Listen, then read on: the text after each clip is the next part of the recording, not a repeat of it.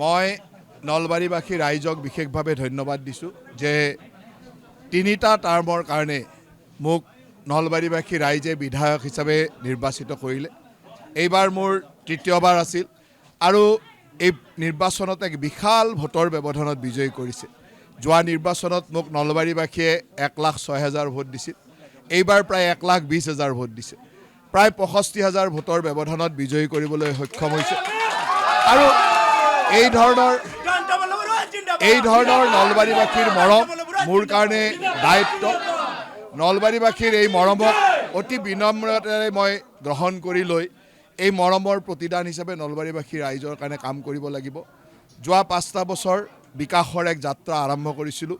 এই যাত্ৰা আৰু তীব্ৰতৰ হ'ব লাগিব। প্ৰতিটো অঞ্চল চুই যাব লাগিব, প্ৰতিজন মানুহক চুই যাব লাগিব আৰু তাৰ কাৰণে কাম কৰিব লাগিব। তাৰ লগে লগে মই অসমবাসী ৰাইজক ধন্যবাদ দিম যে মুখ্যমন্ত্ৰী হিমন্ত বিশ্ব শৰ্মা ডাঙৰীয়াৰ নেতৃত্বত আজি অসমবাসী ৰাইজে 102খন আসনেৰে আশীৰ্বাদ প্ৰদান কৰিছে। আমাৰ ভাৰতীয় জনতা পাৰ্টি, অসম গণ পৰিষদ আৰু BPFৰ ৰাষ্ট্ৰীয় গণতান্ত্ৰিক মৰ্চাত এই ধৰণৰ ভোটৰ সংখ্যা বা এই ধৰণৰ আসনৰ সংখ্যা কেতিয়াও হোৱা নাছিল। মই ভাবোঁ যে এয়া হিমন্ত বিশ্ব শৰ্মা ডাঙৰীয়াৰ প্ৰতি ৰাইজৰ মৰম, ৰাইজৰ বিশ্বাস, ৰাইজৰ আস্থা আৰু এই আস্থা বিশ্বাসৰ মূল কথাটোৱে হ'ল এখন বিকশিত অসম ৰাইজে বিচাৰে, এখন সুৰক্ষিত অসম ৰাইজে বিচাৰে আৰু এই বিকশিত আৰু সুৰক্ষিত অসমৰ কাৰণে আমি এতিয়া তীব্ৰতাৰে কাম কৰিব লাগিব। জনসাধাৰণৰ কাৰণে সমৰ্পিতভাৱেৰে কাম কৰিব লাগিব। মই অসমবাসী ৰাইজকো ধন্যবাদ দিছোঁ, নলবাৰীবাসী ৰাইজকো ধন্যবাদ দিছোঁ এই ধৰণৰ মৰম দিয়াৰ বাবে। চাওক, অসমখনক যোনে নাজানে তেওঁৰ কাৰণে নাভাবা ফলাফল। অসমখনক যোনে জানে, অসমখনক যোনে সুৰক্ষিত কৰিব বিচাৰে তেওঁলোকৰ কাৰণে এয়া আকাংক্ষিত ফলা। কাৰণ প্ৰত্যেকেই বিচাৰিছিল যে অসমখন সুৰক্ষিত হওক, মিয়াৰ আগ্ৰাসনৰ পৰা, বাংলাদেশী মূলৰ মানুহৰ আগ্ৰাসনৰ পৰা অসমখন ৰক্ষা হওক।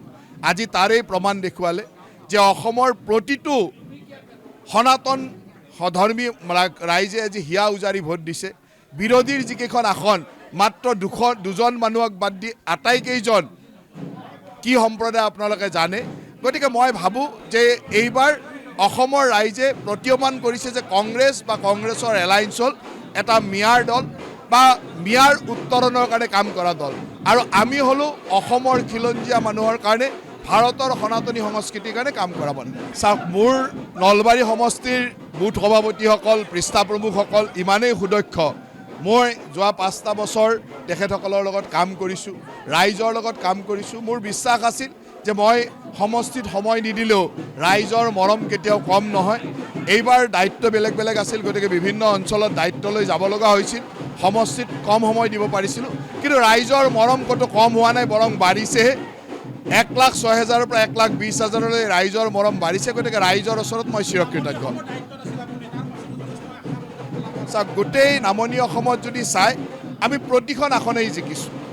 যি আসন আমি জিকিব নোৱাৰোঁ, ইতিমধ্যে আমাক আগ্ৰাসনকাৰীয়ে দখল কৰি পেলালে, সেই আসনকেইখনক বাদ দি প্ৰতিখন আসনেই জিকিছোঁ। এয়া আমাৰ আটাইতকৈ ডাঙৰ বিজয় যে নামনি অসমৰ প্ৰতিখন আসনেই আজি আমাৰ ভাৰতীয় জনতা পাৰ্টীৰ নেতৃত্বত সুৰক্ষিত বুলি অসমৰ ৰাইজে বিশ্বাস কৰিছে। নতুন পণ এইটোৱে যে অসমীয়া জাতিৰ সুৰক্ষাৰ কাৰণে আৰু এখন বিকশিত অসমৰ কাৰণে কাম কৰিব লাগিব হিমন্ত বিশ্ব শৰ্মা ডাঙৰীয়াৰ নেতৃত্বত।